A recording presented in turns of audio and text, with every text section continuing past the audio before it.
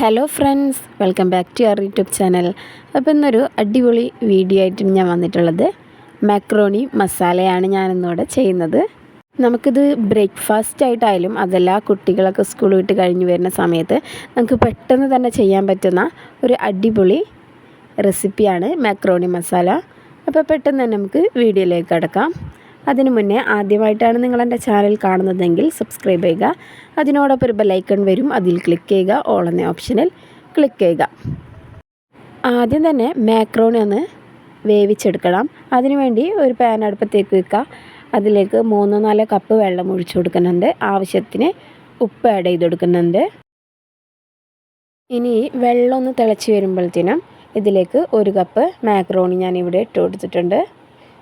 1 cup macaroni ഉണ്ട് ഞാനിവിടെ എടുത്തിട്ടുള്ളത്. ഇനി ഈ മാക്രോണി തമ്മിൽ ഒട്ടിപ്പിടിക്കാതിരിക്കാനായിട്ട് 1 സ്പൂണ് ഓയിൽ ഒഴിച്ചു കൊടുക്കുന്നുണ്ട്. ഇത് നന്നായിട്ട് മിക്സ് ചെയ്ത് കൊടുക്കണം, അല്ലാന്നുണ്ടെങ്കിൽ അടി പിടിക്കാനുള്ള ചാൻസ് ഉണ്ട്. അപ്പം നല്ലപോലെ മിക്സ് ചെയ്ത് കൊടുക്കാം.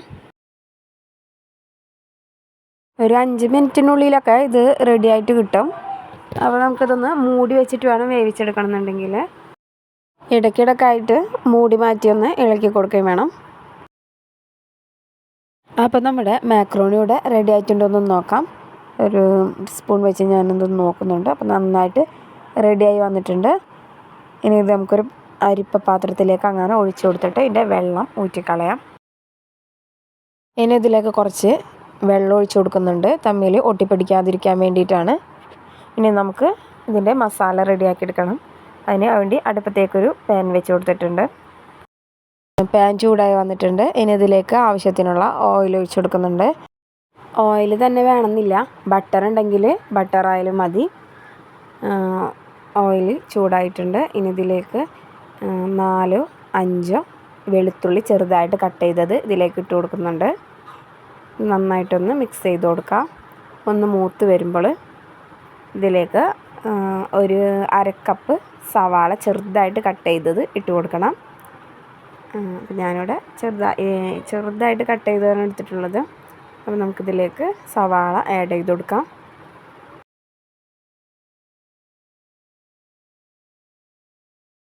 ഇതിന് നന്നായിട്ടൊന്ന് മിക്സ് ചെയ്തെടുക്കാം.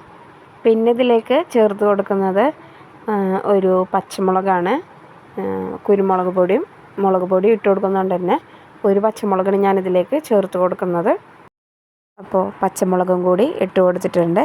ഇനിത് നന്നായിട്ടൊന്ന് ഇളക്കി കൊടുക്കാം. സവാള നന്നായിട്ട് മൂത്ത് വരുന്ന സമയം കൊണ്ട് നമുക്ക് ഇതിലേക്ക് ഒരു തക്കാളി എടുത്ത് വെച്ചിട്ടുണ്ട്. അത് നന്നായിട്ടൊന്ന് മിക്സിയുടെ ജാറിലിട്ടിട്ട് ക്രഷ് ചെയ്തെടുത്തിട്ടുണ്ട്. ക്രഷ് ചെയ്തിട്ടില്ല എന്നുണ്ടെങ്കിൽ തക്കാളി ചെറുതായിട്ട് കട്ട് ചെയ്തെടുത്താലും മതിയാവും. അപ്പോൾ നമുക്ക് സവാള നന്നായിട്ട് മൂത്ത് വന്നിട്ടുണ്ട്. ഇനി തക്കാളിയുടെ പ്യൂരി നമുക്കിതിലേക്ക് ചേർത്ത് കൊടുക്കാം. തക്കാളിയുടെ ഒരു പച്ചമണമൊക്കെ പോണ വരെ നന്നായിട്ടൊന്ന് മിക്സ് ചെയ്തും കൊടുക്കാം. തക്കാളിയും സവാളൊക്കെ നന്നായിട്ട് വഴഞ്ഞു വന്നിട്ടുണ്ട്. ഇനി ഇതിലേക്ക് ചേർത്ത് കൊടുക്കുന്നത് ക്യാപ്സിക്കം, ക്യാരറ്റുമാണ്. ഒരു ചെറിയ ക്യാരറ്റാണ് ചെറുതായിട്ട് കട്ട് ചെയ്തതും. പിന്നെ അതേപോലെ തന്നെ ക്യാപ്സിക്കത്തിൻ്റെ 1/4 ഭാഗം ഇതുപോലെ ചെറുതായിട്ട് കട്ട് ചെയ്തതും ഞാനിതിലേക്ക് ചേർത്ത് കൊടുക്കുന്നുണ്ട്. ഞാനിവിടെ 1 കപ്പ് മാക്രോണി എടുത്തിട്ടുള്ളതുകൊണ്ടാണ് ഇത്രയും ചേർത്ത് കൊടുക്കുന്നത്. അതല്ല, നിങ്ങൾ എത്ര അളവിലാണോ മാക്രോണി എടുക്കുന്നത്, ഇപ്പോൾ 1 കപ്പോ 2 കപ്പോ അല്ലെങ്കിൽ 1.5 കപ്പോ എടുക്കണമെങ്കിൽ അതിനനുസരിച്ച് ക്യാപ്സിക്കം ക്യാരറ്റും കൂടുതൽ ചേർത്ത് കൊടുക്കാം. അപ്പോൾ ഞാനിവിടെ ക്യാരറ്റും ക്യാപ്സിക്കം ഒക്കെ ഇട്ട് കൊടുത്തിട്ടുണ്ട്. ഇനി ഇത് നന്നായിട്ടൊന്ന് വഴറ്റി കൊടുക്കാം. ക്യാപ്സിക്കത്തിന് ചെറുതായിട്ടൊരു പച്ചമണമൊക്കെ ഉണ്ടല്ലോ, അപ്പോൾ അതൊക്കെ പോണ വരെ നന്നായിട്ടൊന്ന് വഴറ്റി കൊടുക്കാം. അതിനുശേഷം ഇതിലേക്കുള്ള പൊടികളൊക്കെ ഒന്ന് ചേർത്ത് കൊടുക്കാം. ഇനി ഇതിലേക്ക് ചേർത്ത് കൊടുക്കുന്നത് 1/4 ടീസ്പൂണിൽ താഴെ മഞ്ഞൾപ്പൊടി ആഡ് ചെയ്ത് കൊടുക്കുന്നുണ്ട്.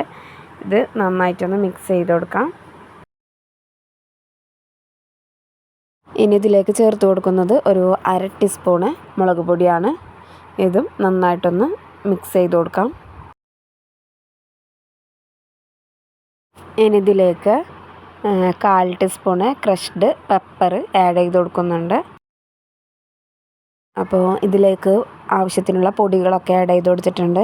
ഇനി ഇതിലേക്ക് ചേർത്ത് കൊടുക്കുന്നത് 2 ടേബിൾ സ്പൂണ് ടൊമാറ്റോ സോസാണ്. വേണമെന്നുണ്ടെങ്കിൽ 1 സ്പൂണ് സോയാ സോസ് ആഡ് ചെയ്ത് കൊടുക്കാം. ഞാനിവിടെ ടൊമാറ്റോ സോസ് മാത്രം ചേർത്ത് കൊടുക്കുന്നുള്ളൂ. അപ്പോൾ നന്നായിട്ട് മിക്സ് ചെയ്ത് കൊടുത്തിട്ടുണ്ട്. ഇനി ഇതിലേക്ക് ആവശ്യത്തിന് ഉപ്പ് ആഡ് ചെയ്ത് കൊടുക്കാം. നേരത്തെ മാക്രോണിയിൽ ആവശ്യത്തിന് ഉപ്പ് ആഡ് ചെയ്ത് കൊടുത്തിട്ടുണ്ട്. അപ്പോൾ ഈ മസാലയ്ക്കുള്ള ഉപ്പ് മാത്രം ആഡ് ചെയ്ത് കൊടുത്താൽ മതിയാവും.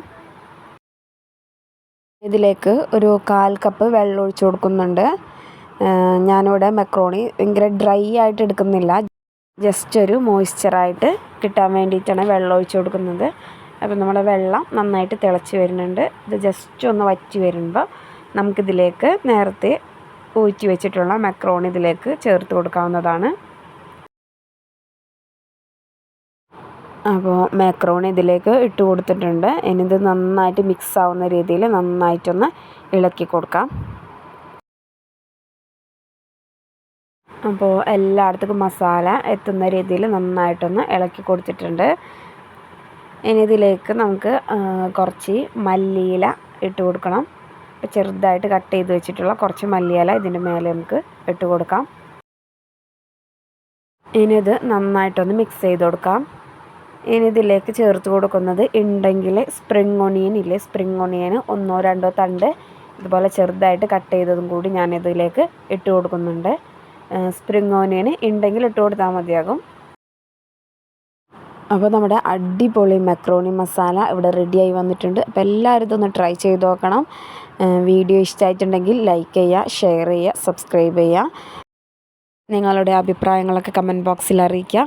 അപ്പോൾ എല്ലാവരും സുഖമായിട്ടിരിക്കുക. ഉടൻ തന്നെ അടുത്ത വീഡിയോയിൽ കാണാം. അതുവരെ till then take care.